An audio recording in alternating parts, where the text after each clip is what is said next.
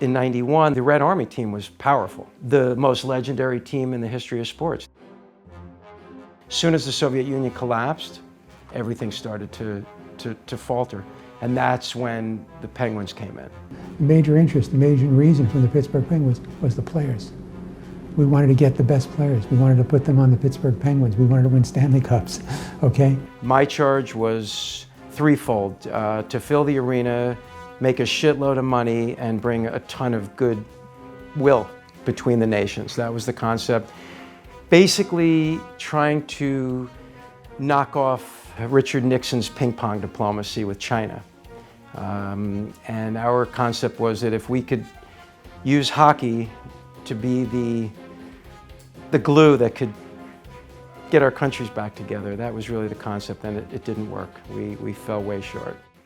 If you've never been to Russia, you're in for a shock because it's a very sad country. There was no happiness, so I knew that if I could have 3 hours a night and put on a great show, we could make people forget about their problems, and that's what we did.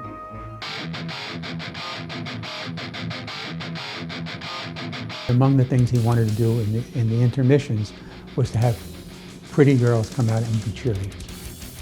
I was told there was a strip club in the arena. So I waited till the night, and I went and I saw women being lowered in cages, naked, no windows. It smelled, primal, baby. I mean, it was, ooh, not nice. But I realized that with these strippers, we might be able to attract as many people as they were downstairs, upstairs.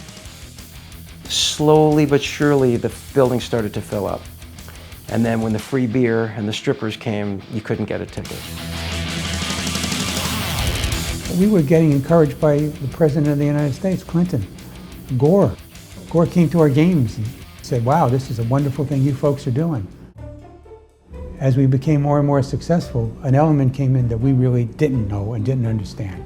What Americans call the mafia, they don't call it the mafia. That term is Krysha, which means roof, to have protection over you. So yeah, everybody had a Krysha, except us. You know? Well, we thought, we're the partners with the Army. This is the Central Sports Club of the Army.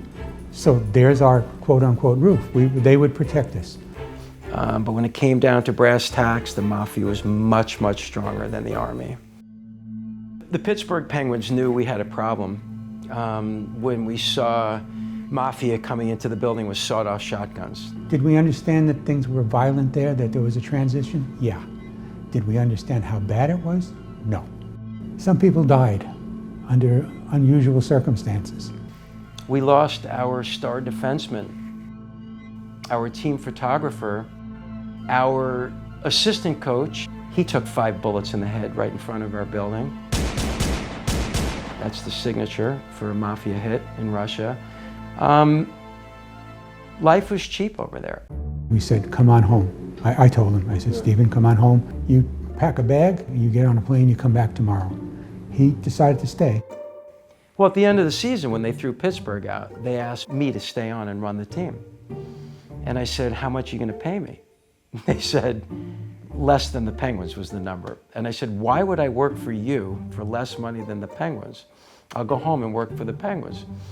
And he said, because if you don't, we're going to kill you. I said, really? How much are you going to get to kill me? What does it cost to kill me? And he said, $6,500. Fucking Russians.